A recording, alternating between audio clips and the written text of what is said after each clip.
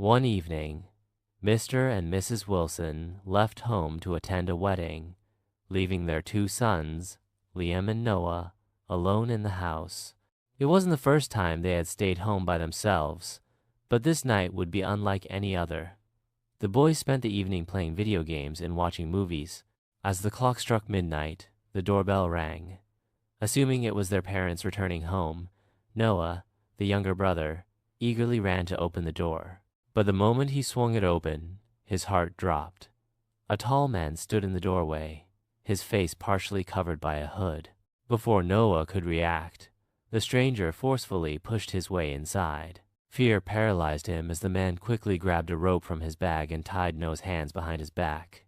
"Stay quiet, kid, and you won't get hurt," the burglar whispered before making his way into the house in search of valuables. What the burglar didn't know was that Liam, the older brother, was still awake in his room. Hearing the commotion, he cautiously peeked out and saw Noah tied up on the couch, his eyes wide with fear. His heart pounded, but he knew he had to do something. Moving as quietly as possible, Liam slipped through the back door and ran as fast as he could to the nearest police station. Out of breath, he burst inside and shouted, "There's a burglar in my house! He's tied up my brother!" The officers sprang into action. Within minutes, police cars raced down the street, their sirens breaking the silence of the night. They surrounded the house and carefully entered. The burglar, who was stuffing jewelry into a bag, was caught off guard. He tried to run, but it was too late. The officers tackled him to the ground and placed him in handcuffs. Noah was quickly untied and rushed to Liam, who hugged him tightly.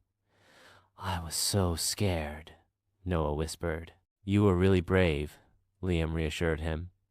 "And now he won't hurt anyone else." When Mr. and Mrs. Wilson returned home, they were shocked to see the police outside their house.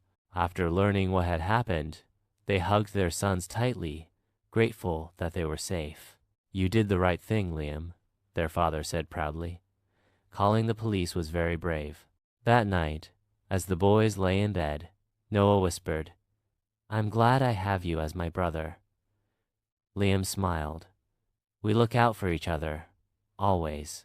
And with that, the house finally returned to peace, knowing that the courage of one brother had saved the other. Don't forget to like, share, and subscribe.